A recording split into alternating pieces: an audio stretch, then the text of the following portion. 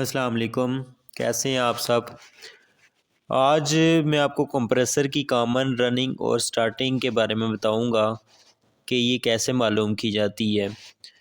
तो मेरे पास एक कंप्रेसर है, इसका साइज़ है FR8.5G इसका कोड है और ये 1/4 HP बनता है। R134A गैस में है। तो चलो शुरू करते हैं। इसके 3 टर्मिनल जो सामने नज़र आ रहे हैं ये एम्पेयर मीटर की मदद से मालूम करेंगे कि इनमें से कौन सी कॉमन रनिंग और स्टार्टिंग टर्मिनल है। इस टर्मिनल को फर्जी ए का नाम दे देते हैं, इस टर्मिनल को बी का नाम दे देते हैं और इस टर्मिनल को सी का नाम दे देते हैं। यानी ये हमारी ए, बी और सी टर्मिनल हो गई। पहले मैं ए और बी को लगाऊंगा, ए और बी की वैल्यू चेक करूंगा। ए और बी की वैल्यू चेक की तो ये 9.0 आई है।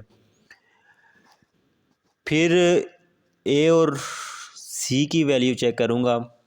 जब मैंने ए और सी टर्मिनल को मीटर की मदद से चेक किया तो इसकी वैल्यू जो है वो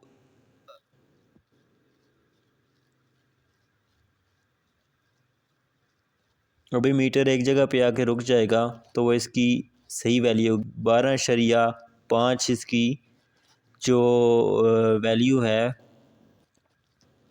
बी और सी की जो वैल्यू है वो 12.5 है।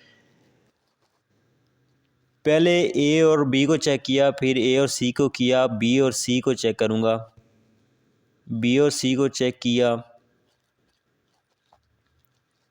तो इसकी वैल्यू निकली 21.0।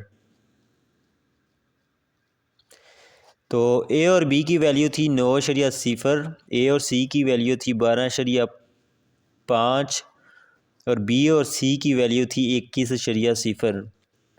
तो इससे ये मालूम हुआ कि ये कॉमन पॉइंट है, ये रनिंग पॉइंट है और ये स्टार्टिंग पॉइंट है।